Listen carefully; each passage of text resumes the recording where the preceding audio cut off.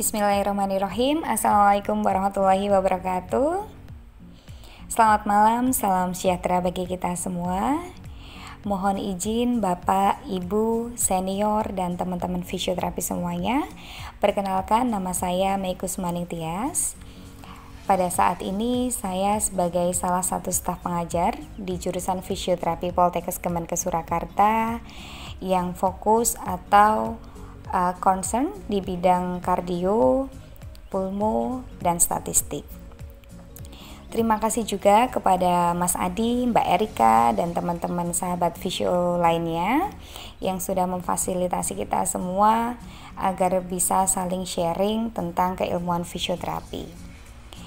Baik, pada kesempatan kali ini saya tidak akan membahas tentang satu teknik khusus, pemeriksaan khusus dan sebagainya. Saya hanya ingin mengajak Bapak, Ibu, dan teman-teman semuanya untuk recall tentang fisioterapi pada jantung. Karena apa? Karena mungkin teman-teman yang sudah lama fokus di pediatri mungkin anatomi jantung saja sudah lupa, atau saya pun juga sama. Kemarin pada saat Mas Adi membahas tentang neuro, saya juga memang banyak sekali materi yang saya sudah jauh ketinggalan karena sudah lama sekali tidak mempelajari tentang neuro.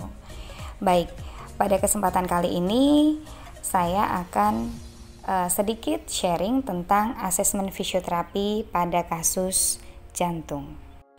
Kita mulai dari anatomi jantung. Teman-teman bisa lihat di slide bahwa jantung terdiri dari dua bagian, yaitu bagian kanan dan bagian kiri. Kemudian masing-masing bagian itu dibagi lagi menjadi dua, yaitu bagian atas kita sebut dengan atrium, sedangkan yang bagian bawah kita sebut dengan ventricle. Jadi, dari segi anatomi, jantung terdiri dari 4 bagian, yaitu atrium kanan, kemudian atrium kiri, ventricle kanan, dan ventricle kiri. Antara atrium kanan dan ventricle kanan itu dibatasi oleh katup yang disebut dengan katup tricuspidalis. Sedangkan antara atrium kiri dengan ventricle kiri itu dibatasi oleh sebuah katup yang disebut dengan katup mitral atau katup bicuspidalis. Jadi untuk yang kanan tadi tricuspidalis, yang kiri adalah katup bicuspidalis atau katup mitral. Jadi tidak usah bingung kalau mendengar kadang-kadang katup mitral atau katup bicuspidalis, itu sama. Itu untuk yang membatasi atrium kiri dengan ventricle kiri. Selanjutnya ada kedua katup lagi, yaitu katup antara ventricle kiri dengan aorta, kita sebut dengan katup aorta. Dan juga katup antara ventricle kanan dengan arteri pulmonalis, itu kita sebut dengan katup pulmonal. Jadi katupnya kita kenal ada 4 tadi. Jadi ada katup tricuspid, bicuspid, kemudian katup aorta, dan katup pulmonal. Oke, selanjutnya kita akan kenal istilah arteri dan vena. Jadi kalau arteri itu adalah pembuluh darah yang keluar dari jantung. Sedangkan untuk vena adalah pembuluh darah yang masuk ke jantung. Jadi kalau dari seluruh tubuh masuk ke jantung atau dari paru-paru ke jantung itu namanya vena. Sedangkan kalau yang dari jantung ke seluruh tubuh atau dari jantung ke paru-paru itu kita sebut dengan arteri. Nah, arteri yang keluar dari jantung menuju ke seluruh tubuh kita sebut dengan aorta. Sedangkan arteri yang keluar dari jantung menuju ke paru-paru itu kita sebut dengan arteri pulmonal. Nah, Untuk yang vena yang masuk dari seluruh tubuh masuk ke jantung itu ada dua, yaitu vena cava superior dan vena cava inferior. Sedangkan untuk vena yang keluar dari jantung menuju paru-paru itu kita sebut dengan vena pulmonalis. Selanjutnya kita pelajari tentang lapisan-lapisan pada jantung. Kita mulai dari lapisan yang paling dalam ke lapisan yang paling luar. Lapisan yang paling dalam yang langsung berhubungan dengan pembuluh darah adalah endokardium. Kemudian di sisi luarnya ada miokardium. Miokardium ini adalah otot jantungnya, jadi yang berfungsi untuk memompa jantung adalah miokardium ini. Kemudian kita keluar lagi, sebelah luar dari miokardium ada epikardium. Kemudian di luarnya lagi ada perikardium. Jadi kalau pembungkus dari jantung itu kita sebut dengan perikardium. Antara epikardium dan perikardium ini ada suatu kavum yang kita sebut dengan kavum perikardial. Di dalam kavum perikardial ada cairan, di mana fungsi dari cairan itu adalah mengurangi gesekan antara epikardium dan perikardium ketika jantung dalam posisi berdenyut. Nah, apabila cairan ini berkurang dari batas normal, maka gesekan antara epikardium dan perikardium ini dia tinggi, sehingga bisa menyebabkan gangguan yang kita sebut dengan perikarditis atau selaput jantungnya mengalami inflamasi. Jantung kita dipersarafi murni oleh sistem saraf otonom. Jadi kita tidak bisa tahu-tahu nyuruh, ayo jantung kamu berhenti, atau ayo jantung kamu kerja. Nah, begitu tidak bisa. Berbeda sekali dengan otot muskuloskeletal atau otot skeletal. Nah, berbeda juga dengan otot-otot pernafasan. Nah, kalau otot pernafasan itu kadang-kadang kita bisa nyuruh, ayo paru-paru kamu bernafas. Nah, atau kalau kita lupa nyuruh, nah secara otomatis paru-paru ini juga bisa bernafas. Nah, tetapi kalau jantung pure murni sistem saraf otonom. Jadi benar-benar tidak kita sadari. Saraf otonom ada dua, yaitu saraf simpatis dan saraf parasimpatis. Untuk yang simpatis, ini kalau teman-teman lihat tujuannya apa sih? Tujuannya adalah ketika meningkatkan. Nah, sedangkan kalau yang parasimpatis itu tujuannya adalah untuk menurunkan apa saja, atau meningkatkan apa saja, meningkatkan HR, meningkatkan konduksi, meningkatkan irritability, seperti itu.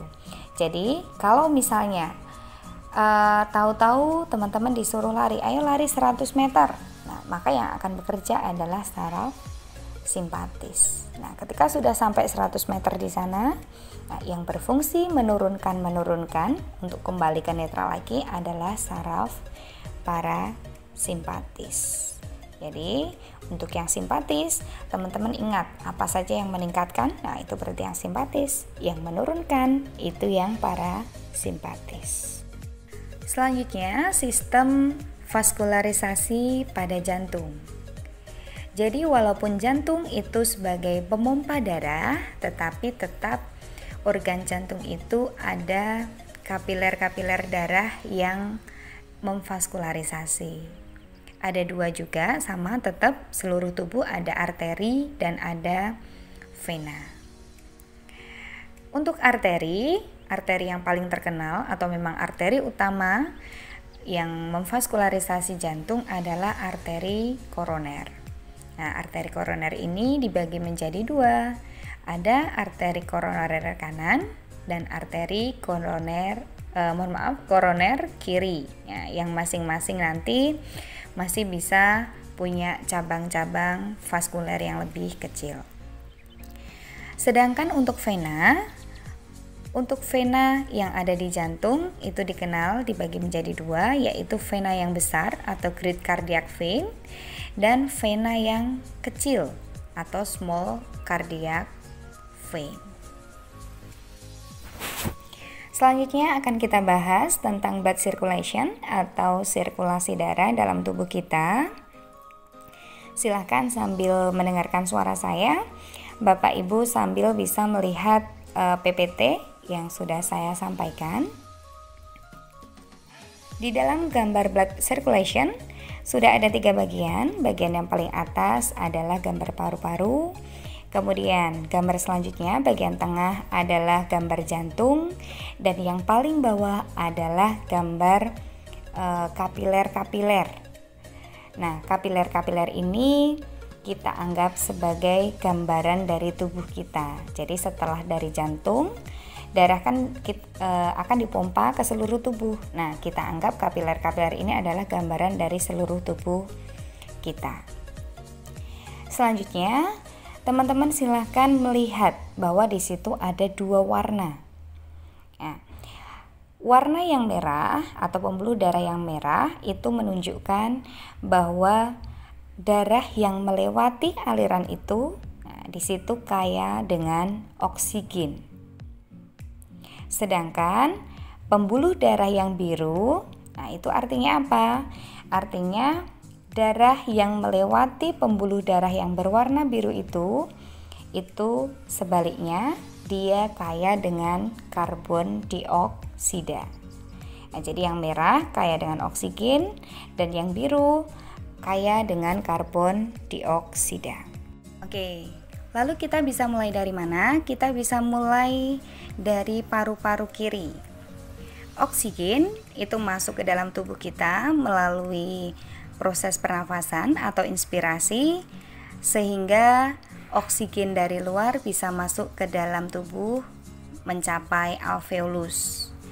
Nah, ketika sudah sampai ke alveolus, maka akan terjadi proses yang namanya proses difusi, yaitu proses pertukaran gas.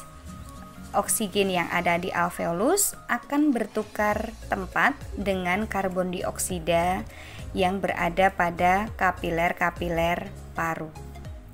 Nah, setelah bertukar tempat, otomatis darah yang masuk tadi sudah mengandung dengan oksigen akan mengalir masuk ke jantung melewati vena pulmonalis. Dari vena pulmonalis, darah akan masuk ke atrium kiri. Setelah masuk ke atrium kiri, darah akan mengalir ke ventrikel kiri.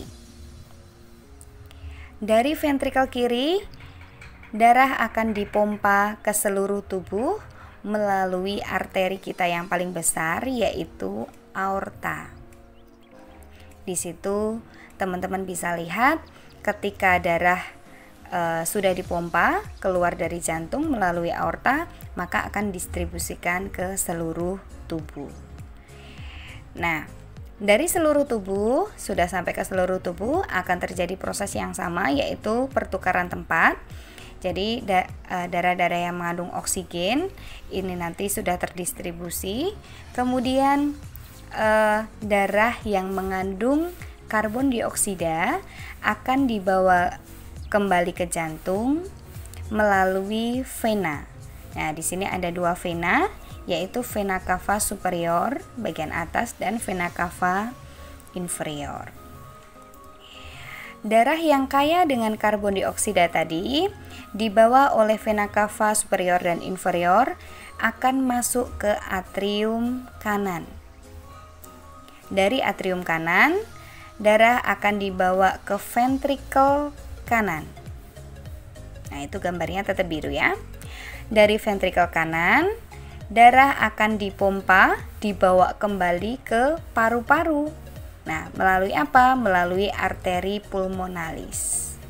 Nah, otomatis kalau darah yang kaya dengan karbon dioksida tadi sudah dibawa oleh melalui arteri pulmonalis dibawa ke paru-paru. Nah, nanti di dalam paru-paru akan terjadi proses yang sama lagi, yaitu proses difusi. Begitu seterusnya. Jadi kita ulangi, dari paru-paru kaya dengan oksigen, dibawa masuk melewati vena pulmonalis, masuk ke atrium kiri, ventrikel kiri, kemudian aorta, seluruh tubuh. Nah, dari seluruh tubuh sudah terjadi proses pertukaran gas, maka darah mengandung karbon dioksida. Nah, darah yang mengandung karbon dioksida ini tadi dibawa kembali ke jantung melewati vena cava superior, inferior, masuk ke atrium kanan, kemudian ventrikel kanan, kemudian arteri pulmonalis, dan kembali ke paru-paru. Tadi sudah saya sampaikan di depan. Jadi seluruh pembuluh darah yang keluar dari paru-paru itu namanya arteri. Sedangkan pembuluh darah yang masuk ke ke jantung itu namanya vena. Jadi yang keluar dari jantung kita sebut arteri, yang keluar dari jantung itu kita sebut vena. Tetapi ada dua pembuluh darah yang berkebalikan, yaitu vena pulmonalis dan arteri pulmonalis. Nah, jadi kalau yang vena pulmonalis ini ternyata dia mengandung oksigen, sedangkan arteri pulmonalis itu yang mengandung karbon dioksida. Selain itu, seluruh arteri mengandung oksigen dan seluruh vena mengandung karbon dioksida. Selanjutnya tentang sistem konduksi jantung atau sistem kelistrikan jantung ya. Jadi ini adalah proses bagaimana jantung kita bisa berdenyut. Nah, siapa sih yang mencetuskan impuls agar jantung bisa berdenyut? Ya, silahkan teman-teman semua lihat slide. Di situ ada yang sudah diberi nomor. Nah, silahkan dilihat dulu. Nomor 1 adalah sinoatrial node atau SA node. Kemudian yang nomor 2 itu adalah gambar atrioventricular node atau AV node. Gambarnya yang nomor 3 ada atrioventricular atau His bundle. Jadi batasnya. Kemudian yang keempat ada bundle branch. Nah, setelah dari His bundle tadi itu kan gambarnya turun ke bawah bercabang. Jadi cabangnya ada bundle branch kanan dan bundle branch kiri atau right bundle branch atau left bundle branch. Kemudian dari bundle branch, gambar yang kelima adalah gambar serabut Purkinje. Nah, di situ ada 5 bagian-bagian yang nanti akan dilewati impuls. Jadi, jantung punya alat pacu utama pencetus impuls yang diberi nama sinoatrial node. Nah, jadi SA node ini adalah pencetus atau generator utama pencetus impuls agar jantung bisa berdenyut. Impuls yang sudah dicetuskan oleh SA node akan berjalan menuju ke AV node. Dari AV node, impuls akan berjalan ke AV bundle atau His bundle. Dari His bundle bercabang menjadi 2, impuls akan berjalan melewati bundle branch kanan dan bundle branch kiri. Nah, yang kemudian dari bundle branch kanan dan bundle branch kiri akan berjalan menuju ke serabut Purkinje. Jadi nomor 1 sampai 5 tadi adalah arah perjalanan impuls, di mana generator impuls utama atau alat pacu jantung kita yang ada di jantung adalah SA node. Oke, selanjutnya apa sih maksud perjalanan impuls tadi? Jadi ketika impuls dicetuskan oleh generator utama kita yaitu SA node, nah kemudian impuls berjalan sudah mencapai ke AV node, nah itu akan menyebabkan atrium kanan dan atrium kiri kita berdenyut. Jadi SA node ke AV node, maka atrium akan berkontraksi. Kemudian dari AV node, impuls tadi akan berjalan menuju ke His bundle, kemudian bundle branch kanan kiri dan serabut Purkinje. Nah, setelah mencapai ke serabut Purkinje, barulah ventrikel kanan dan kiri akan berkontraksi. Jadi ketika S anode mencetuskan impuls, atrium akan kontraksi. Kemudian dari AV node berjalan ke AV bundle atau His bundle, bundle branch kanan kiri, Purkinje, baru sampai Purkinje, barulah ventrikel akan berkontraksi. Di situ bisa teman-teman lihat sambil sedikit membahas tentang EKG. Jadi ketika atrium berkontraksi, kalau misalnya di gambaran EKG akan muncul gelombang P. Nah, ketika ventrikel berkontraksi, kontraksi ventrikel tadi kan jalurnya panjang ya. Nah, ketika ventrikel berkontraksi, gambaran EKG akan menunjukkan gelombang atau kompleks HRS. Jadi gambar HRS itu menunjukkan adanya kontraksi dari ventrikel.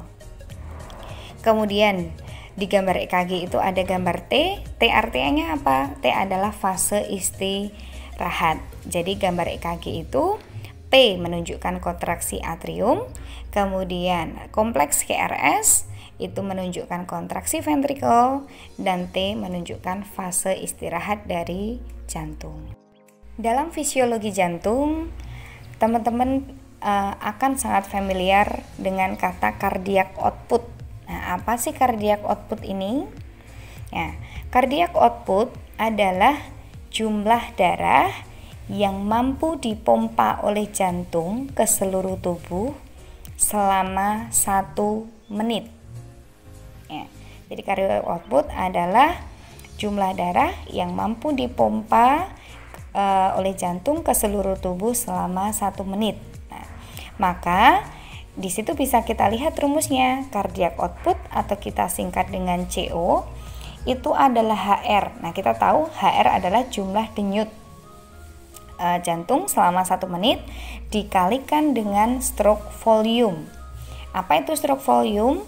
Stroke volume adalah jumlah darah yang dipompa oleh jantung ke seluruh tubuh dalam 1 kali denyut. Nah, otomatis kalau cardiac output tadi, jumlah darah yang dipompa oleh jantung ke seluruh tubuh selama 1 menit, ya berarti besarannya adalah stroke volume dikalikan HR. Nah, kenapa kita harus mempelajari cardiac output? Karena kebutuhan darah dalam tubuh kita akan bervariasi. Ketika teman-teman semuanya hanya mendengarkan saya seperti ini sambil minum kopi, akan berbeda dengan teman-teman yang mendengarkan suara saya sambil exercise. Nah, karena apa? HR-nya akan berbeda. Mungkin stroke volume yang minum kopi dengan yang exercise sama, tetapi HR pasti akan berbeda. Ketika kita melakukan exercise, HR seseorang akan pasti naik. Nah, itu kenapa stroke volume juga akan berbeda. Cardiac output adalah pengkalian dari heart rate, jumlah denyut kita setiap menit dikalikan dengan stroke volume. Nah, kita lihat dulu slide yang selanjutnya tentang heart rate.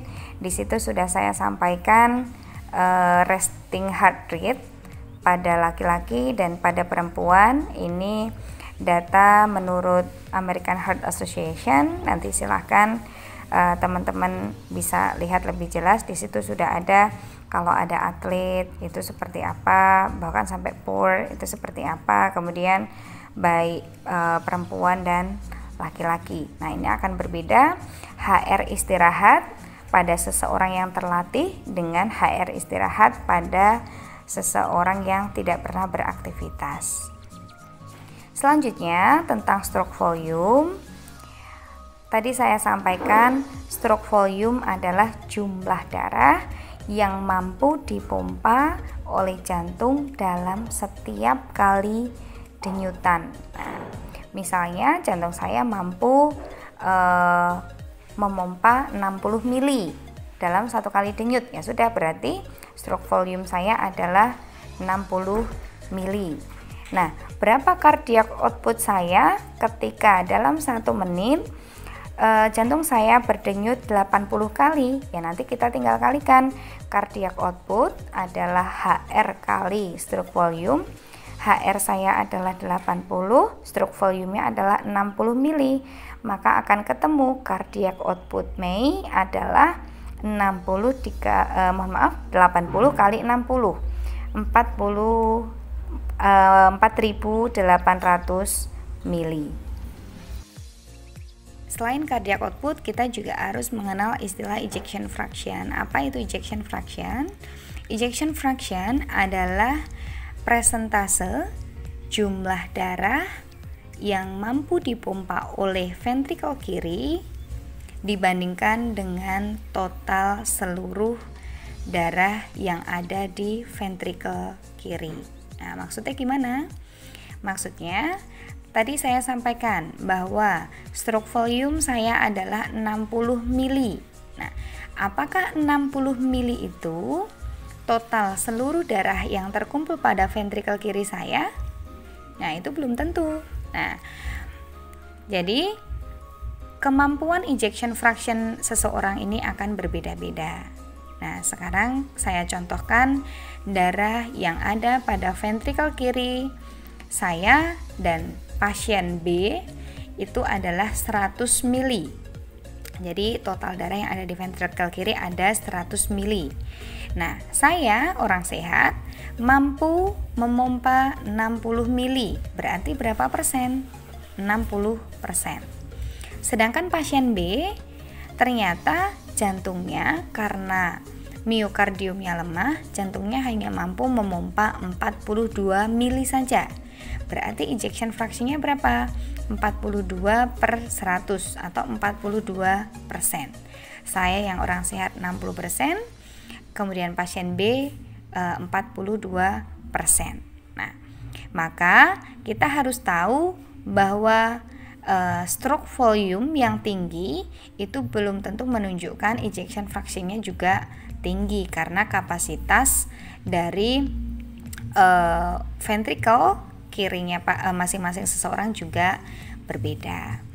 Nah, untuk apa kita mengetahui ejection fraction seseorang? Nah, di sini sudah saya sampaikan, ternyata ejection fraction seseorang hanya untuk normalnya hanya 50-70% saja. Jadi jantung kita itu sudah didesain memang darah yang ada di ventrikel kiri tadi 100 mili itu tidak semuanya dipompa. Jadi pasti ada darah yang tersisa. Jadi hanya 50-70 mili saja yang terpompa. Nah, kemudian ada kategori borderline. Ada borderline itu antara 41-49%. Nah, itu kategori borderline. Kemudian ada kategori yang reduce.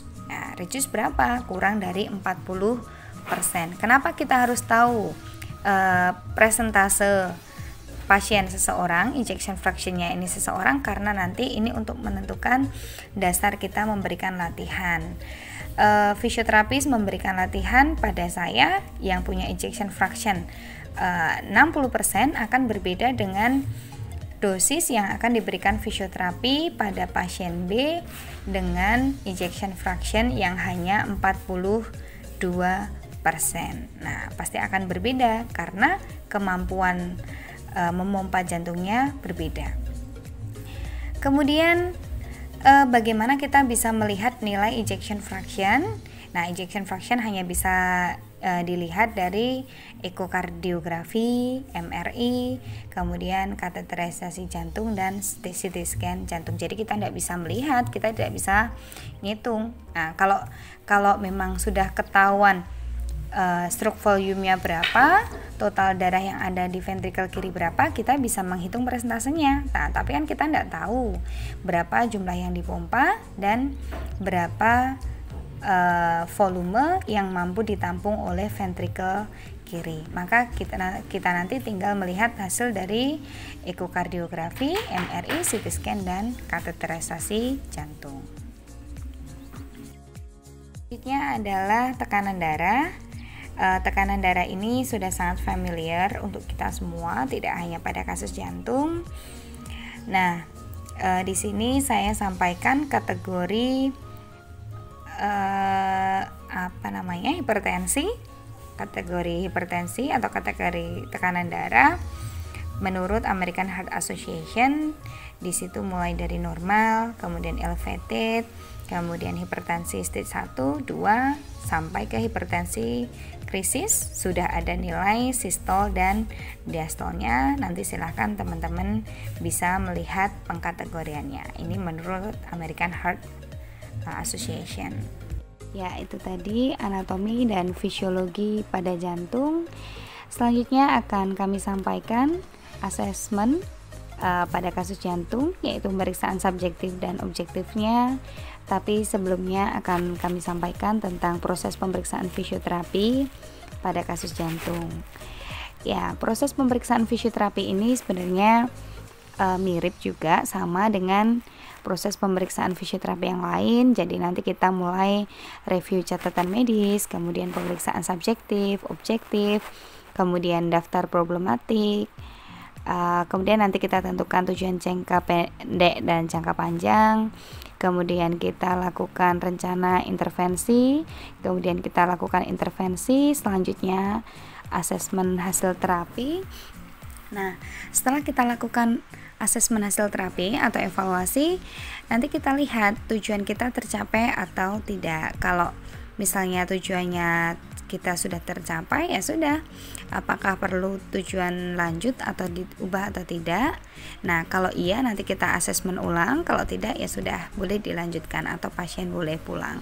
Nah, kalau memang tujuannya ternyata setelah kita berikan treatment, tujuan terapi yang kita harapkan tidak tercapai, maka sudah jelas kita harus melakukan asesmen ulang.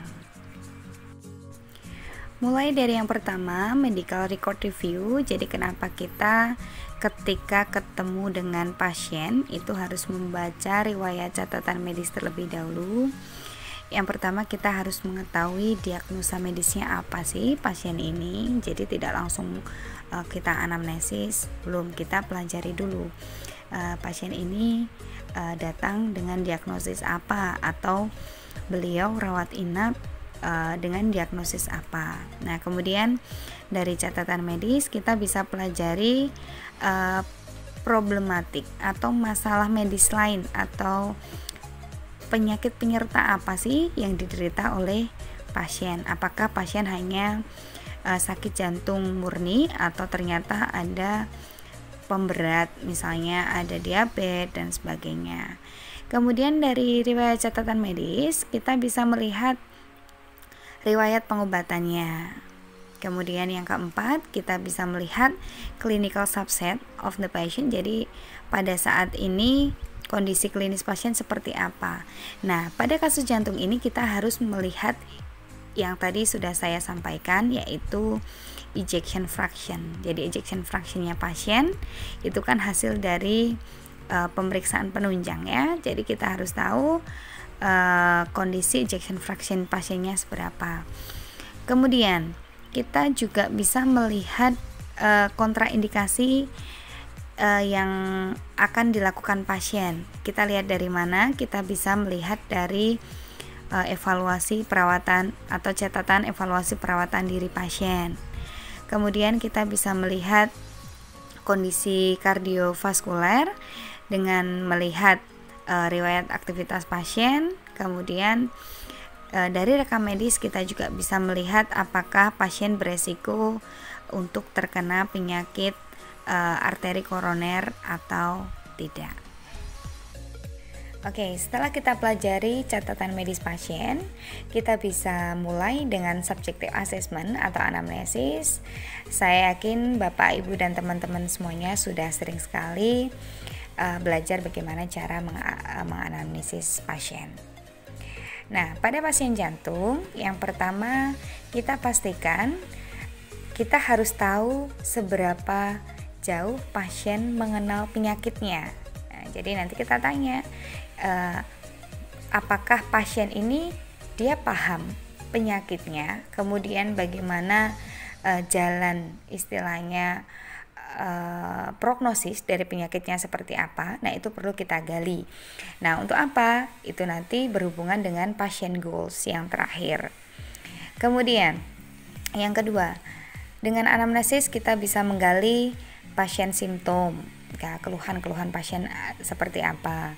Kemudian kita bisa menanyakan family, bagaimana riwayat keluarga pasien, kemudian vocationnya pasien. Kemudian yang kelima, kita bisa mempelajari psychological profile-nya pasien. Nah, kenapa kita harus mempelajari psychological profile oleh pasien? Nah, ini sangat penting sekali kalau kita ketemu pasien jantung, karena akan berbeda ketika kita bertemu dengan 3 pasien yang mempunyai karakter yang berbeda. Yang pertama, pasiennya objektif, nah berarti sesuai dengan cara pikir kita, nah itu aman. Yang kedua, kita bisa ketemu dengan pasien yang sok kuat. Nah, sok kuat itu berarti sebenarnya dia tidak mampu, tapi pura-puranya mampu. Kemudian yang ketiga, kita bisa ketemu sama pasien yang sok lemah. Nah, kalau sok lemah sebenarnya dia mampu, tapi malah pura-puranya tidak mampu. Nah, kita harus mempelajari psychological profile pasien ini pada saat anamnesis. Karena apa? Karena kita harus tahu karakter pasien. Jadi ketika kita memberikan program rehabilitasi jantung, nanti dosisnya akan tepat. Untuk program rehabilitasi jantung misalnya, kita ketemu pasien yang objektif, nah ini akan aman-aman saja memberikan dosis. Nah, kalau ketemu pasien yang sok kuat itu berarti sebenarnya dia nak mampu tapi pura-pura mampu. Ditanya capek enggak, pusing enggak, dia pasti selalu jawabnya enggak. Nah, tetapi ternyata tahu-tahu code blue. Nah, itu kan akan bahaya sekali. Pernah ada suatu cerita, fisioterapis melatih pasien pasca bedah bersama dokter jantung juga. Ketika ditanya capek enggak, dia terlihat semangat sekali. Ketika ditanya, Bapak masih mampu? Iya, saya mampu.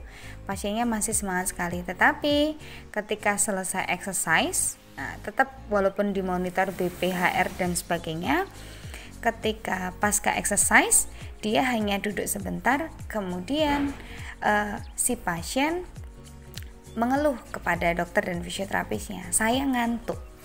Nah, ternyata pada saat bicara seperti itu, fisioterapis dan dokternya sudah langsung tanggap. Tidak lama dari si penderita pasca bedah jantung ini bilang beliau ngantuk. Nah, tidak lebih dari 5 menit. Nah, si pasien langsung code blue. Nah, itu akan bahaya sekali. Yang ketiga, kalau kita ketemu dengan pasien yang sok lemah, nah ini akan memperlambat progresif dari program latihan kita, yang karena sebenarnya dia sudah mampu sampai kita bisa meningkatkan kemampuan dia sampai berapa match misalnya, tetapi karena dia sedikit-sedikit mengeluh capek, sedikit sudah. Nah, padahal sebenarnya secara fisik dia mampu.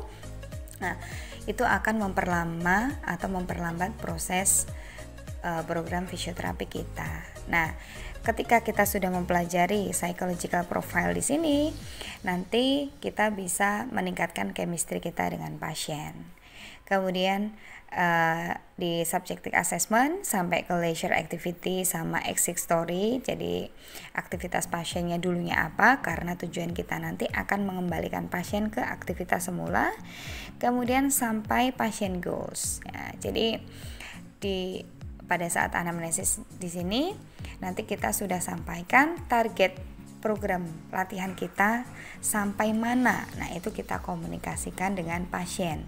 Biar pasien juga semangat, kita juga semangat, program latihannya juga cepat tercapai. Setelah kita lakukan anamnesis, maka kita buktikan dengan pemeriksaan-pemeriksaan objektif selanjutnya. Yang pertama, inspeksi atau observasi. Apa saja sih yang harus kita lihat? Nah, kita utamanya akan melihat muskuloskeletal defisit juga. Nah, apa maksudnya?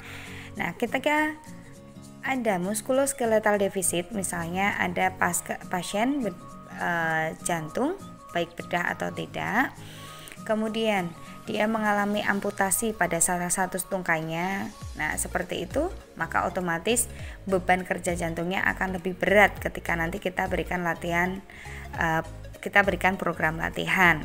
Nah, selain itu, kalaupun misalnya tidak amputasi, apakah pasien OA atau tidak? Misalnya pasien OA dengan pasien yang sehat, maka ketika berjalan saja energi yang dikeluarkan oleh pasien ketika menjalani latihan juga lebih berat. Nah, apa saja yang harus diobservasi? Posturnya bagaimana, kemudian pola jalannya bagaimana, kemudian skin color ini nanti coba lihat di ujung-ujung ekstremitas apakah pucat atau tidak, ujung bibirnya, kemudian di ujung-ujung ekstremitas, nah itu apakah warnanya pucat atau tidak. Kemudian kita juga perhatikan bagian wajahnya pucat atau tidak. Nah, apakah terasa menahan nyeri atau tidak, kelihatan kelelahan atau tidak. Kita bisa jam terbang mempelajari pemeriksaan inspeksi ini. Selanjutnya palpasi. Nah, palpasi pada kasus jantung itu sebenarnya banyak sekali, tapi setidaknya lakukan 2 ini. Jadi mempalpasi chest wall pain, apakah ada nyeri dada. Nah, seringkali pasien jantung itu mengeluh nyeri dada. Nah, padahal kita kalau spasme dada saja itu juga akan mengeluh nyeri dada. Orang yang sekarang terkenal corona misalnya itu juga akan mengeluh nyeri dada. Lalu bagaimana kita membedakan nyeri dada pada kasus jantung, pada kasus paru, sama kasus muskuloskeletal? Nah, salah satu caranya adalah dengan palpasi ini. Nah, kalau pasiennya hanya sakit muskuloskeletal, nah itu biasanya ada trigger point. Maka ketika dipalpasi, nah akan ada chest wall pain. Nah, yang tersentral di sana akan kita temukan trigger point. Nah, kalau pada pasien jantung itu rata-rata mereka akan mengeluh nyeri dada, tetapi ketika kita minta pasien untuk menunjukkan di mana sih nyeri dadanya, di sini, tepatnya di mana? Di sini. Di sini bukan. Nah, ketika diminta untuk menunjukkan satu titik, nah itu tidak akan ketemu nyeri dada anginanya. Nah, kecuali anginanya sudah mempengaruhi sistem sangkar toraks kita, sistem muskuloskeletalnya, yang kemudian terjadi spasme. Jadi nyerinya akan ada 2, nyeri dada akibat angina pectorisnya atau nyeri dada karena spasm sampai timbul trigger point-nya. Kemudian bagaimana kalau nyeri dada yang ditimbulkan karena penyakit paru? Ya sudah, karena paru fungsinya adalah untuk bernafas, maka kita bisa memprovokasinya dengan meminta pasien untuk nafas dalam. Nah, seperti itu. Jadi kalau minta nafas dalam itu semakin nyeri, nah maka nyerinya tapi rasanya di dalam sana, bukan di dada yang bisa kita pegang tadi. Nah, itu biasanya ada indikasi penyakit paru. Kemudian selanjutnya, palpasi yang bisa kita lakukan adalah extremity circulation. Jadi untuk mengetahui apakah sirkulasi sampai ke ekstremitasnya ini bermasalah, nah ini kita bisa lakukan dengan capillary refill test. Apa ini ya? Ini dengan cara mencet ujung jari. Nah, ini sering sekali kita lakukan. Jadi nanti ujung jari pasien kita tekan. Awalnya kan pasti berwarna merah ya. Kemudian kita tekan sampai berwarna pucat, kemudian kita lepaskan. Nah, kalau capillary refill testnya, kalau sirkulasi ke ekstremitasnya itu baik, maka darah akan segera mengisi sampai ke ekstremitas lagi, maka ujung ekstremitasnya akan berwarna merah kembali. Tetapi kalau sirkulasi pada ekstremitasnya jelek, maka biasanya akan kembalinya lama atau bahkan tidak kembali. Nah, berapa nilai normalnya? Kurang dari 2 detik. Jadi kalau kurang dari 2 detik sudah kembali merah lagi, nah itu capillary refill testnya negatif atau sirkulasi ke ekstremitasnya baik. Pemeriksaan objektif selanjutnya adalah perkusi. Nah, kalau pada kasus paru, perkusi kita gunakan untuk mendengarkan suara paru. Apakah di dalam paru itu banyak udara, apakah ada cairan dan sebagainya. Nah, kalau perkusi untuk pemeriksaan jantung tujuannya adalah untuk menentukan batas-batas jantung. Kemudian yang kedua, untuk mengetahui kondisi jantung, apakah jantung dalam posisi atau batas yang normal atau tidak. Jadi untuk mengetahui apakah jantung itu posisinya pas atau tidak, membesar atau tidak. Nah, ini untuk yang perkusi nanti saya sampaikan videonya agar lebih jelas bagaimana cara pemeriksaannya. Selanjutnya kita bisa lakukan pemeriksaan auskultasi. Nah, pemeriksaan auskultasi ini sama dengan pemeriksaan auskultasi yang bisa kita lakukan pada kasus paru. Tetapi pemeriksaan auskultasi pada jantung ini untuk mendengarkan suara katup. Suara katup. Apa sih kegunaan kita mendengarkan suara katup? Jadi kalau kita mendengarkan suara katup, membuka dan menutupnya katup, otomatis ada pompaan atau pergerakan dari atrium dan ventrikel. Oke, kita ingat dulu anatomi tadi. Dalam jantung kita punya 4 katup. Yang pertama adalah katup aorta. Katup aorta berarti batas antara ventrikel kiri dengan aorta. Kemudian katup yang kedua, katup pulmonal, adalah batas dari ventrikel kanan dengan vena pulmonalis. Kemudian katup yang ketiga yaitu katup trikuspid, yaitu batas antara atrium kanan dengan ventrikel kanan. Dan yang keempat, katup mitral atau katup bikuspidalis, yaitu batas antara atrium kiri dengan ventrikel kiri. Nah, kita punya 4 katup itu, di mana katup trikuspidalis dan katup mitral atau bikuspid itu akan bergerak bersama, yang menunjukkan adanya kontraksi dari atrium. Nah, sedangkan katup aorta dan katup pulmonal itu juga akan membuka dan menutup bersama atau menunjukkan adanya kontraksi dari ventrikel.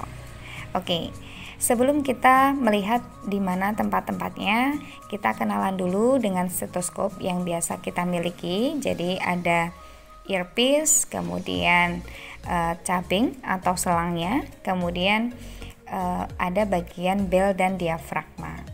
Diafragma itu bagian yang ada membrannya, sedangkan bagian bel itu biasanya yang cekung, kemudian ada lubang, ada lubangnya di sana. Nah, untuk mendengarkan suara jantung itu kita dianjurkan menggunakan suara bel. Nah, karena frekuensinya rendah, sedangkan kalau kita auskultasi pada kasus paru kita menggunakan suara kita menggunakan diafragma. Jadi bukan berarti kalau pada saat kita mendengarkan pakai stetoskop kemudian bagian diafragmanya itu aktif atau kerasa keras, nah seperti itu bagian belnya berarti mati. Nah, bukan berarti kalau nanti teman-teman puter kemudian bagian diafragma diketuk-ketuk tidak dengar, itu dinonaktifkan, bukan. Nah, kalau bagian diafragma itu diketuk-ketuk menjadi tidak aktif, maka yang aktif gentiang bel. Nah, jadi bukan itu on off, putar-putar gitu on off, bukan. Nah, tergantung kita mau mengaktifkan diafragma atau bel. Nah, ini sudah ada lokasi-lokasi secara anatomi di mana letak katup aorta, katup pulmonal, katup trikuspid, dan katup mitral. Nanti teman-teman bisa melihat keterangan dan gambarnya. Oke, lanjut ke auskultasi. Suara jantung yang normal itu hanya ada 2, yaitu bunyi jantung 1 dan bunyi jantung 2. Bunyi jantung 1 itu kita namakan loop. Nah, sedangkan bunyi jantung 2 itu terdengar seperti dup.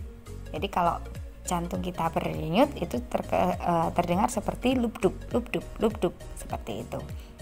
Nah, bunyi jantung 1 itu akan terdengar ketika membuka dan menutupnya katup yang atas. Katup atas apa? Ada katup trikuspidalis dan katup mitral. Nah, Nah, jadi ketika katup, trikuspid, dan mitral itu membuka dan menutup akan terdengar bunyi jantung 1 atau loop.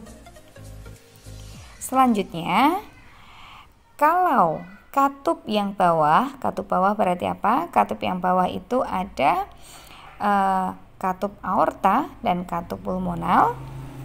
Nah, terjadi membuka dan menutup katup aorta dan katup pulmonal, itu artinya ventrikel berkontraksi, kemudian akan terdengar seperti suara dup.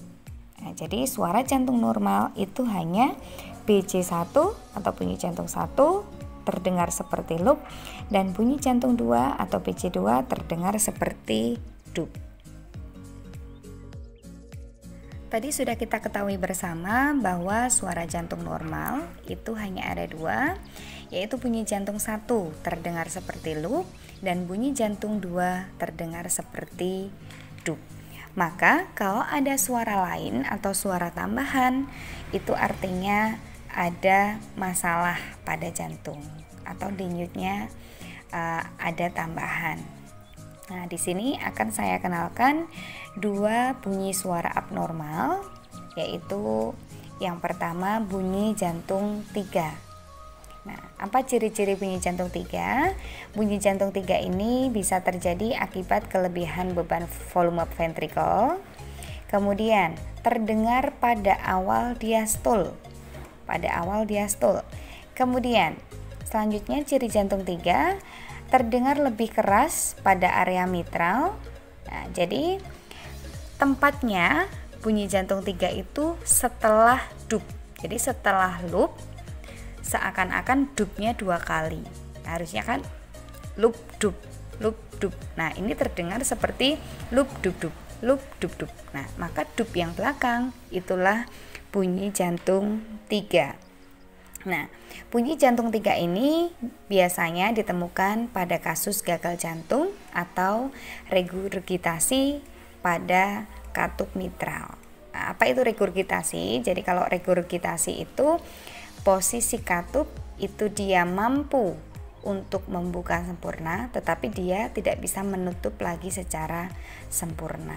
Nah, maka otomatis akan kelebihan ventrikel kiri akan kelebihan beban dan terdengar suara tambahan dup. Jadi suara jantung 3 terdengar seperti loop dup dup. Dup yang belakang itu bunyi jantung 3.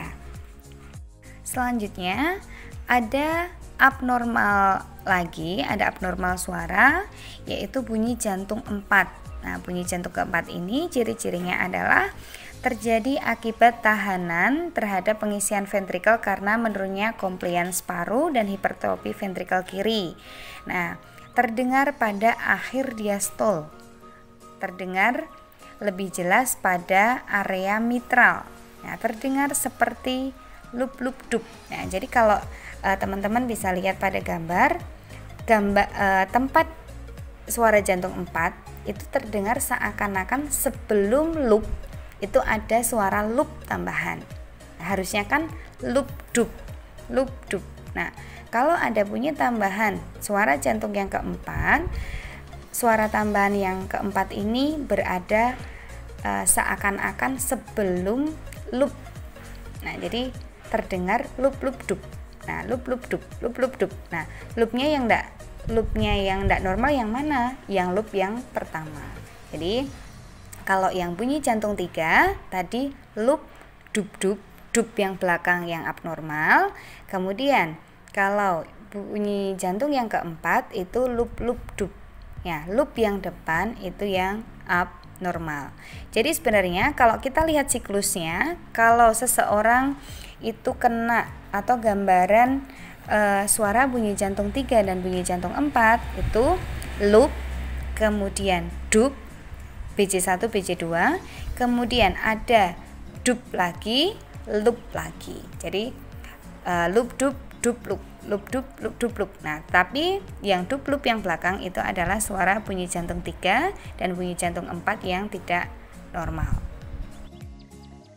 Apakah masih ada suara abnormal jantung yang lain? Ya, masih banyak. Masih ada banyak sekali, dan kalau memang tidak dicontohkan itu sangat sulit. Dan mungkin kalau kita cerita banyak tentang suara jantung pada malam ini nanti EKG-nya nggak kebahas. Jadi akan saya share sedikit tentang suara jantung yang lain, yaitu ada murmur. Murmur itu bising jantung. Kemudian ada juga kemungkinan suara yang namanya friction rub. Yang namanya friction berarti adanya gesekan, biasanya terdapat pada kasus perikarditis. Jadi ketika jantung itu berdenyut, ada gesekan perikardium dengan area sekitar atau perikardium dengan epikardium. Nah, pada perikarditis ini sering terdengar suara gesekan yang disebut dengan friction rub. Nah, apakah masih ada suara abnormal jantung yang lain? Masih banyak, lain kesempatan kita bisa pelajari lebih lanjut.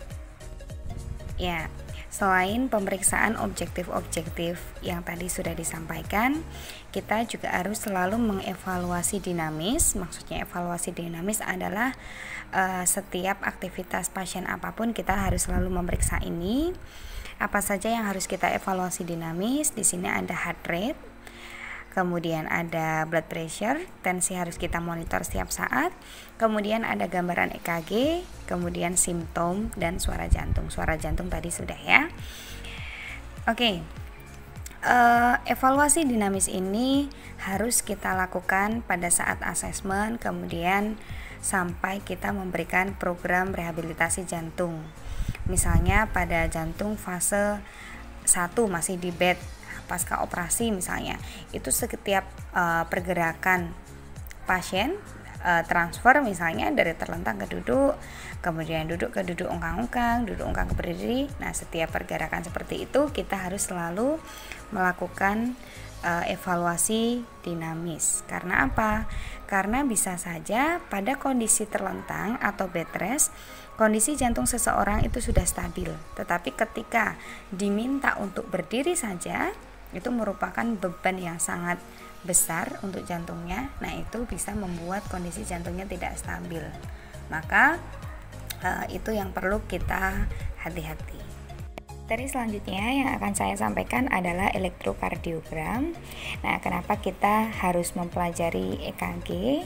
Walaupun mungkin nanti kita ada kesempatan di lapangan untuk memasang EKG ataupun tidak, tetapi setidaknya kita mengetahui berapa sih gambaran EKG yang benar, kemudian yang normal seperti apa. Kemarin saya sudah membuat banyak materi tentang abnormal EKG, tetapi saya bilang Mas Adi lebih asik sih ini kalau kita bikin sesi yang lain, karena memang lebih ribet ya kalau dari tadi kita sudah membahas banyak hal. Nah, EKG ini kita sudah tahu tadi bahwa EKG merupakan salah satu komponen yang harus kita evaluasi secara dinamis. Oke, next slide. Ini merupakan kertas atau gambaran kertas EKG. Nah, jadi kertas EKG itu bentuknya kotak-kotak kecil. Nah, silakan Bapak Ibu dan teman-teman lihat pada slide kotak-kotak kecil. Setiap 5 kotak kecil ke kanan dan 5 kotak kecil ke atas itu akan dibatasi oleh garis yang lebih tebal. Nah, maka di dalam kotak yang tebal, yang besar itu ada 25 kotak. Nah, jadi 5 kotak ke kanan, 5 kotak ke atas, panjang kali lebar. Nah, jadi di dalam kotak besar ada 25 kotak. Lalu apa sih maksudnya kotak-kotak kecil ini? Nah, setiap satu kotak kecil itu lebarnya adalah 1 mm. Nah, maka ketika 5 kotak besar, tiap 5 kotak besar, ya berarti luasnya berapa? 5 mm ke kanan, 5 mm ke atas, atau 25 mm persegi. Lalu artinya apa? Satu kotak kecil ke kanan atau arah horizontal, ke arah horizontal itu menunjukkan waktu. Sedangkan kotak ke arah vertikal itu menunjukkan volt. satu kotak kecil ke arah kanan itu menunjukkan waktu 0,04 second. Kemudian kalau yang ke kotak yang ke arah vertikal atau naik turun, itu setiap satu kotak kecil artinya 0,1 milivolt. Nah, kita pahami dulu. Jadi yang kotak ke arah horizontal atau mendatar artinya adalah waktu. Setiap satu kotak kecil berarti 0,04 second. Kemudian setiap satu kotak kecil ke arah atas atau vertikal itu mempunyai arti 0,1 milivolt. Ya, sekarang kita artikan. Nah, kalau satu kotak besar itu terdiri dari 5 kotak kecil, berarti yang ke arah horizontal itu tinggal kita kalikan. 0,04 dikali 5, ketemunya 0,2 second. Nah, jadi arti dari 5 kotak kecil ke kanan itu 0,2 second. Kemudian kalau yang ke atas, 5 kotak kecil ke atas, nah itu berarti 0,5 milivolt. Ya, sampai di sini dulu. Itu arti kotak-kotaknya. Kotak ke kanan menunjukkan waktu, kotak yang ke arah vertikal menunjukkan volt. Setiap satu kotak kecil artinya 0,1 milivolt. Ya, sampai di sini dulu. Next slide. Ini sudah sedikit kita bahas tadi pada sistem konduksi jantung. Jadi gambaran EKG denyut jantung itu ada P, gelombang P, kompleks HRS, dan T. Apa artinya? Gelombang P menunjukkan adanya kontraksi dari atrium. Kompleks HRS menunjukkan adanya kontraksi dari ventricle. Dan gelombang T, itu artinya ada fase istirahat. Nah, jadi ketika atrium kontraksi muncul gelombang P, ventricle kontraksi muncul kompleks HRS, kemudian istirahat. Loop dup, loop dup, loop dup. Nah, setelah dup itu pasti ada fase istirahat dulu sebelum ke loop lagi. Ya, setelah gambaran EKG, jadi komponen P, H, R, S, T tadi sudah kita kenali. Nah, sekarang kita kenali interval atau waktu normal gelombang P itu waktunya berapa lama, HRS itu berapa lama, T berapa lama, atau kita sebut dengan interval, itu punya nilai normal. Sekarang kita lihat dulu interval-interval pada EKG ada apa saja. Ada PR interval. Nah, silakan teman-teman lihat. Ya, yang namanya PR interval itu bukan dari ujung P ke R, bukan, tetapi PR interval adalah P sampai H. Nah, PH, nah itu sering kita sebut dengan PR interval.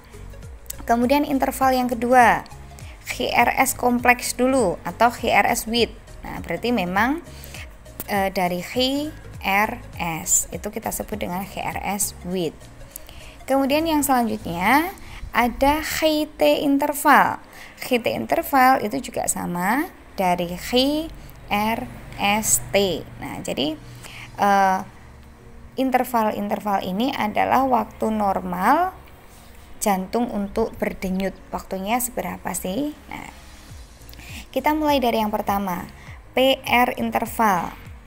PR interval di sini ditunjukkan 0,12 sampai 0,20 second.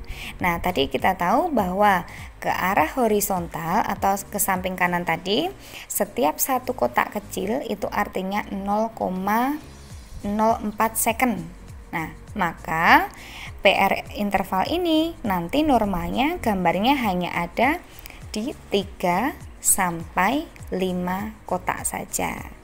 Karena kok bisa 3 sampai 5? Ya tadi kan satu kotak 0,04. Nah, ini normalnya PR interval itu 0,12 sampai 0,20. Berarti tinggal saja dibagi 0,04, ketemunya 3 sampai 5 kotak. Jadi PR interval normalnya 3-5 kotak.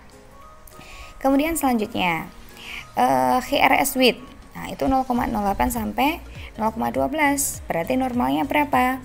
2-3 kotak. Yang terakhir HT interval itu normalnya antara 0,35 sampai 0,43. Nah, ini bisa kita bulatkan, geser ke kanan 1, berarti cenderung normalnya 9 sampai 11 kotak. Nah, nanti kita tinggal melihat apakah gambaran P itu lebih dari 3 kotak kecil enggak. Kemudian kompleks HRS atau HRS width-nya itu lebih dari 3 kotak enggak. Kemudian HT intervalnya lebih dari 11 kotak atau tidak. Nah, itu nanti kita tinggal cocokkan.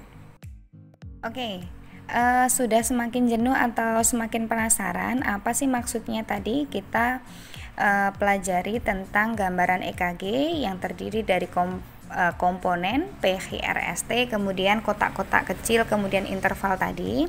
Nah, nanti kita bisa pelajari di belakang. Nah, selanjutnya akan saya sampaikan dulu tentang pemasangan EKG.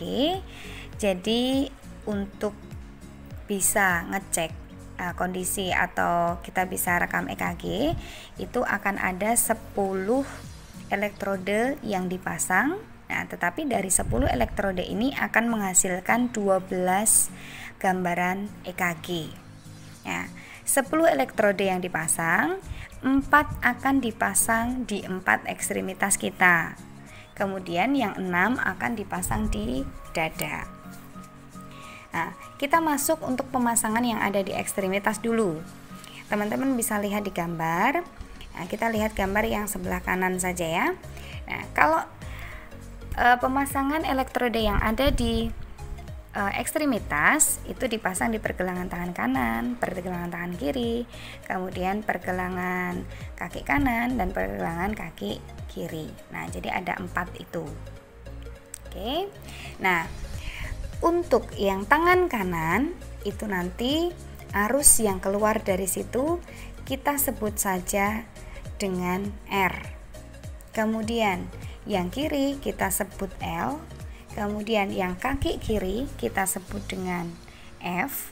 Nah, tetapi elektrode yang ada di kaki kanan itu elektrode sebagai ground, jadi tidak menghasilkan arus, sebagai ground saja.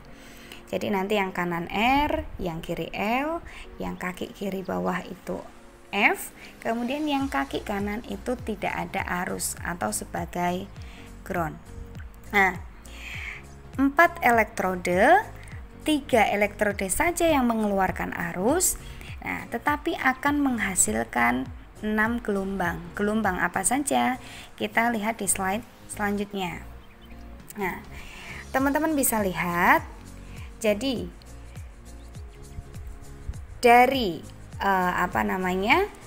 R ke L, nah berarti dari right ke L, tangan kanan ke tangan kiri, itu akan muncul gelombang 1. Nah, di situ sudah ada gambarnya ya, garis yang merah itu. Nah, jadi dari tangan kanan ke tangan kiri akan muncul gelombang 1. Kemudian dari tangan kanan ke kaki kiri itu akan muncul gelombang 2. Kemudian dari tangan kiri ke kaki kiri akan muncul gelombang 3. Nah, ini yang saya sampaikan kenapa yang kaki kanan tidak muncul arus ya, karena dia hanya sebagai ground. Nah, jadi sudah ada gelombang 1, 2, dan 3. Selanjutnya kita lihat dulu gambar yang di bawah 3, itu ada AVR. AVR itu kalau kita lihat itu adalah arus yang ditimbulkan dari tangan kanan menuju pusat jantung. Nah, jadi dari R, dari tangan kanan ke jantung, itu ada gelombang yang akan muncul, yaitu gelombang AVR. Nah, kemudian yang dari L atau tangan kiri menuju pusat jantung itu akan muncul gelombang AVL. Dan yang terakhir, dari kaki kiri menuju pusat jantung akan muncul gelombang AVF. Jadi kalau yang gelombang 1, 2, 3 itu arahnya adalah antar ekstremitas. Kalau yang AVR, AVL, AVF itu menuju pusat jantung, tergantung arahnya dari mana. Dari R ya AVR, dari L AVL, dari F AVF. Nah, jadi dari 4 elektrode akan didapatkan 6 gambaran atau 6 gelombang EKG, di mana yang harus kita ingat adalah elektrode yang ada di kaki kanan atau yang gambarnya hitam tadi itu tidak memunculkan arus, ya. Itu 6 gelombang yang pertama. Ya, itu tadi dari 4 elektrode kita sudah dapatkan 6 gambaran gelombang EKG. Nah, kita menuju 6 elektrode selanjutnya. Jadi kalau 6 elektrode selanjutnya tadi sudah saya sampaikan dipasangnya ada di dada. Ada di dada. Nah, kita sebut dengan C1, C2, C3 boleh, atau kita sebut dengan V1, V2, V3, V4, V5, V6. Nah, penempatannya di mana saja? V1 itu kita pasang di ICS keempat sebelah kanan dari sternum. Kemudian V2 itu kita pasang di ICS keempat sebelah kiri dari sternum. Kemudian V3, nah, kita abaikan V3 dulu, kita menuju ke V4. Nah, kalau V4 tempatnya adalah di ICS 5. ICS 5 sudah ketemu dulu. Nah, lurus dari atasnya, lurus mid clavicula. Nah, itu kita sudah ketemu V4. Nah, V3 itu tempatnya antara V2 dan V4. Selanjutnya V5. V5 tempatnya ada di ICS kelima, lurus bagian anterior dari aksila. Yang terakhir ada V6. V6 tempatnya di mana? V6 ada di ICS kelima, lurus dengan mid aksila. Nah, jadi V1 ICS keempat sebelah kanan sternum, V2 ICS 4 kiri sternum. Nah, kita abaikan V3 dulu. Yang V4 ICS kelima lurus dengan mid clavicula. Kemudian V5 ICS 5 lurus dengan anterior aksila. V6 itu CICS kelima lurus dengan mid aksila. Nah, jangan lupa V3 kita letakkan saja antara V2 dan V3. Nah, dari 6 elektrode ini akan menghasilkan 6 gelombang. Gelombangnya apa? Ya, gelombangnya sama saja, gelombang V1, V2, V3, V4, V5, V6. Jangan salah menempatkan pad elektrode. Kemudian ya, gambar yang combination, teman-teman bisa lihat di situ adalah gambar kombinasi gelombang yang dihasilkan dari 10 elektrode. Tadi ada gelombang 1, ada gelombang 2, ada gelombang 3, AVR, AVL, AVF, V1, V2, V3, V4, V5, V6. Ini hanya gambaran ilustrasi sistem konduksi atau kelistrikan jantung. Nah, slide ke-38 ini adalah contoh hasil perekaman EKG, di mana tadi sudah kita pelajari dari 10 elektrode akan menghasilkan 12 gambaran EKG. Jadi memang siapapun yang periksa EKG, 12 gelombang ini akan muncul. Nah, kita lihat gelombang yang paling kiri. Itu ada gelombang 1, ke bawah gelombang 2, gelombang 3. Kemudian sebelah kanannya ada gelombang AVR, AVL, AVF. Sebelah kanannya lagi ada gelombang V1, V2, V3. Ke kanannya lagi ada gelombang V4, V5, V6. Nah, tampilan gambaran EKG itu tidak harus jejer begini ya, tidak harus jejer ke kanannya 4, ke bawahnya 3, enggak. Bisa dalam satu kertas itu tergantung settingannya, tergantung luas kertasnya juga. Kalau yang kertasnya lebar itu biasanya 1, 2, 3 AVL sampai V6 itu dari atas sampai bawah. Nah, begitu hanya satu gelombang saja, tidak tumpuk seperti ini. Jadi nanti jangan bingung kok ada yang tumpuk-tumpuk, ada yang double 2, ada yang hanya per baris itu hanya satu gelombang. Baik, itu tadi sudah saya sampaikan sedikit pengantar tentang EKG dan bagaimana cara memasang EKG. Nah, sebelum kita menerapkan pada contoh-contoh gambar yang saya lampirkan hari ini, ada 3 yang harus kita baca setidaknya ketika kita ketemu dengan gambaran EKG. Jadi kalau nanti ketemu gambaran EKG, gelombang PGRST yang dicetak itu tidak hanya satu gelombang gitu saja, tapi banyak jejer-jejer. Nah, seperti contoh di sini, contoh yang normal regular rhythm ini ada 1, 2, 3, 4, 5. Nah, ada 5 gelombang. Nah, ini cukup untuk sebagai wakil kita membaca EKG. Jadi yang pertama, saat membaca EKG, 1, lihat jarak antar gelombang. Nah, sekarang coba teman-teman lihat pada yang normal regular rhythm itu, apakah jarak antara gelombang 1, 2, 3, 4, 5, nah itu sama atau tidak. Nah, kalau gambar yang sini cenderung sama, berarti jaraknya sama. Nah, bagaimana kalau ada jarak beda? Nah, itu nanti bisa namanya escape, bisa yang namanya prematur, bisa yang namanya aritmia, dan sebagainya. Nah, yang pertama lihat jarak. Yang kedua, lihat apakah komponen masing-masing gelombang itu lengkap. Nah, sekarang kita lihat apakah masing-masing gelombang pada normal regular rhythm ini gelombangnya lengkap komponennya. Apakah ada PGRST semua? Kita lihat dari gelombang 1. PGRST ada, PGRST ada, PGRST ada. Gelombang 4 PGRST ada, 5 ada. Nah, maka seluruh gelombang komponennya lengkap. Yang ketiga, kalau gelombangnya sudah lengkap, kita lihat apakah bentuk dari gelombangnya itu normal. Nah, normal tidaknya itu bisa kita kaitkan dengan yang tadi, interval. Ya, jadi sebagai contoh PR interval kan jarak antara P dan H. Normalnya berapa tadi? Normalnya adalah 0,08 sampai 0,12 second. Nah, berarti hanya 2 sampai 3 kotak. Nah, kita lihat gambaran gelombang yang pertama. Gelombang P sampai ke H. Nah, itu berapa kotak?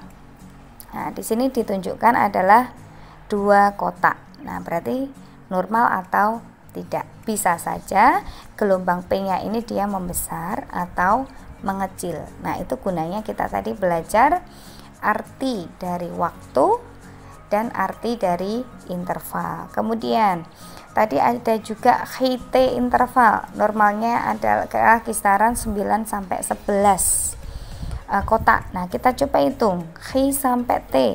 Ternyata cuma berapa? Nah, seperti itu. Jadi nanti kita bisa melihat normal atau tidaknya bisa dari waktu atau dari bentuk. Gelombang P normalnya adalah defleksi positif atau ke atas. GRS juga sama ke atas, gelombang T pun juga sama ke atas.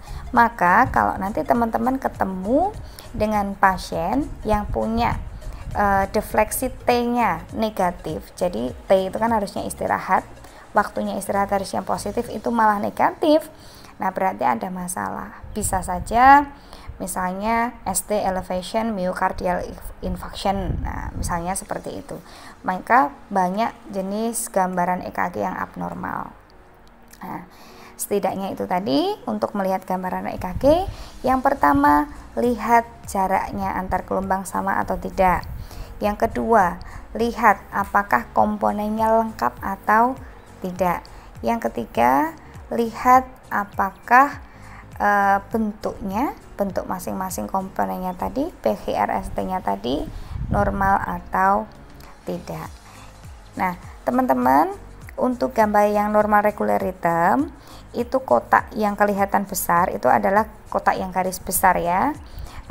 Kotak yang garis tebal. Seharusnya kalau kotak-kotak yang kecil ya yang titik-titik itu adalah kotak-kotak kecilnya. Jadi jangan salah, yang dimaksud kotak kecil sama kotak besar. Kalau yang kotak besar cenderung dia lebih tebal.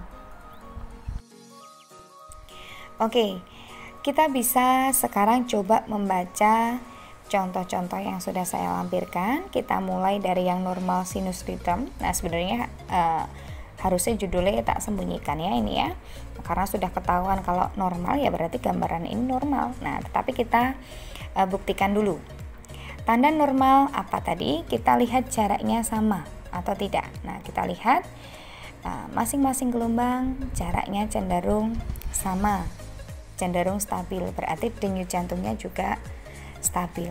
Kemudian kita lihat kelengkapannya, PGRST, PGRST, PGRST dan seterusnya, semuanya juga lengkap. Nah, yang ketiga kita lihat bentuknya. Nah, sudah lengkap, kemudian bentuknya, P-nya positif, H-nya seperti itu, T-nya juga positif, dan selanjutnya. Nah, ini kita juga lihat kalau gambarannya normal. Nah, maka ini adalah contoh gambar EKG yang normal. Nah, selanjutnya kita bisa bandingkan dengan yang sinus takikardi. Nah, kita abaikan dulu judulnya sinus takikardi. Kita lihat dengan aturan yang tadi. Yang pertama, lihat jaraknya. Apakah jaraknya sama antar gelombang? Ya, ini jaraknya sama antar gelombang, cenderung sama. Kemudian kita lihat komponennya, apa langkah lengkap? Kita periksa dulu. PGRST, PGRST, PGRST, semuanya lengkap. Kemudian kita kalau sudah lengkap, kita lihat bentuknya. Apakah bentuknya normal? P ke atas, GRS seperti itu, T ke atas. Ya, semuanya normal. Nah, tetapi kalau kita bandingkan dengan yang normal tadi, apa yang membedakan? Jarak antar kedua gelombang. Nah, jarak antar kedua gelombang. Nah, ini cenderung sangat berdekatan. Nah, ini kenapa? Kalau jarak berdekatan berarti cenderung denyut jantungnya itu juga lebih cepat. Lup dup. Nah, seperti itu. Nah, ini kenapa ini merupakan contoh sinus takikardi. Nah, oke, kita lihat contoh selanjutnya. Nah, sekarang yang contoh bradikardi sama seperti tadi ya. Kita lihat jaraknya, kita lihat kelengkapannya, kita lihat apakah bentuknya normal atau tidak. Nah, kalau dari gambar ini semuanya sebenarnya normal, tetapi kalau dibandingkan dengan gambar yang normal pertama, jarak pada gambaran EKG ini gelombang 1 ke gelombang 2, 2 ke 3 itu sangat jauh. Nah, ini cenderung berarti denyut 1 ke 2 itu jauh atau frekuensinya sedikit per menit. Ya, atau sering kita sebut dengan bradikardi. Sebenarnya EKG itu juga bisa kita gunakan untuk mengukur frekuensi, tapi berulang kali karena ini online susah sekali saya menjelaskannya. Jadi gambar EKG pun kita juga bisa menghitung frekuensi, tapi mohon maaf pada kesempatan kali ini tidak saya sampaikan daripada nanti tambah bingung. Oke, kita lihat contoh selanjutnya. Oke, yang sinus aritmia. Nah, sinus aritmia kita lihat jaraknya antar gelombang sama enggak? Nah, 1, 2, 3 sama, 3 ke 4 oh kok jauh. Nah, 4 ke 5 kok lebih agak dekat, tapi lebih jauh juga dibandingkan 1, 2. Nah, dilihat dari jaraknya ini sudah tidak sama. Nah, kan beda sekali dengan yang normal, takikardi dan bradikardi. Nah, maka kalau jaraknya berbeda seperti ini, jarak antara 1, 2, 3 gelombang berbeda, maka kita bisa mengambil kesimpulan, oh denyutnya tidak beraturan atau aritmia. Nah, kalau aritmia saja, kemudian kita cek dulu apakah hanya jaraknya saja yang bermasalah. Kita lihat komponennya lengkap enggak? Oh, semua lengkap. Apakah bentuknya aman enggak? Oh, aman. Ternyata masalah pada pasien ini hanya ritmenya saja, yaitu berarti pasien mengalami aritmia, tidak ada masalah yang lain. Oke, kita lihat contoh yang selanjutnya. Nah, di sini ada contoh wandering atrial pacemaker. Kita lihat jaraknya. Jaraknya ternyata juga beda-beda. Jarak antar komponen beda-beda. Kemudian lihat bentuknya. Semakin tidak beraturan seperti itu. Nah, gitu ya. Bisa dibandingkan ini untuk yang wandering atrial pacemaker. Kemudian ada contoh lagi. Nah, ada atrial flutter. Atrial flutter itu kondisi atriumnya dia berdenyutnya cenderung lebih banyak. Nah, jadi teman-teman bisa lihat selain jarak antar gelombangnya itu berbeda-beda, teman-teman bisa lihat gelombang P-nya bisa lebih dari 1. Berarti denyut pada atrium itu bisa lebih daripada 1. Nah, bandingkan wandering pacemaker tadi, kemudian atrial flutter. Baik, kemudian ada contoh lagi. Ya, kalau yang flutter terjadi pada ventricle, kontraksi ventricle ditunjukkan dengan gelombang HRS. Nah, maka kalau terjadi ventricular flutter, nah HRS kemudian T-nya sudah hilang entah kemana. Jadi yang kalau ada kejadian ventricular flutter, yang kelihatan dominan adalah gelombang HRS-nya saja. Gambarannya seperti itu. Kalau yang atrial flutter tadi kita lihat HRS-nya aman, tetapi gambaran P-nya yang bermasalah. Kalau yang ventrikular, nah itu nanti tinggal gambaran HRS-nya yang dominan. Kita lihat contoh selanjutnya, atrial fibrillation. Nah, ini lebih parah daripada flutter. Nah, kalau atrial flutter tadi masih teman-teman masih bisa lihat gelombang P-nya masih sedikit berbentuk ya. Kalau yang atrial fibrillation sudah atrialnya terjadi fibrilasi, getaran saja. Nah, tetapi kita lihat kompleks HRS-nya aman, berarti ventrikelnya berdenyut seperti biasa, cuma atriumnya bergetar-getar. Nah, maka akan muncul gelombang P-nya banyak sekali. Terus kita lihat kalau ventricular fibrillation, ini lebih jauh, tidak beraturan lagi. Nah, kalau yang ventricular flutter walaupun tadi HRS-nya dominan tapi bentuknya masih teratur, tetapi teman-teman bisa lihat kalau yang terjadi ventricular fibrillation itu parah. Nah, ini ada contoh lagi, asystole. Ya begini, kalau misalnya ada kasus di TV-TV ya, tahu-tahu EKG-nya berhenti, nah itu berarti asystole. Oke. Kemudian gambar contoh yang terakhir, nah ini ada P-wave systole. Jadi mohon maaf, P-wave asystole. Jadi sebenarnya yang berdenyut hanya atriumnya saja, ventrikelnya sudah mati. Lebih parah mana, asystole sama P-wave systole? Ya jelas masih parah yang asystole. Kalau asystole benar-benar jantung sudah tidak berdenyut, sedangkan kalau yang P-wave asystole ini walaupun ventricle itu sudah tidak berdenyut, atriumnya masih berdenyut. Tetapi kita lihat yang memompa darah ke seluruh tubuh adalah ventricle. Maka kita bisa bayangkan keadaannya. Atriumnya kontraksi, tapi ventrikelnya sudah tidak mau kontraksi, ya sudah. Seperti itu. Nah, itu sedikit contoh-contoh gambaran EKG.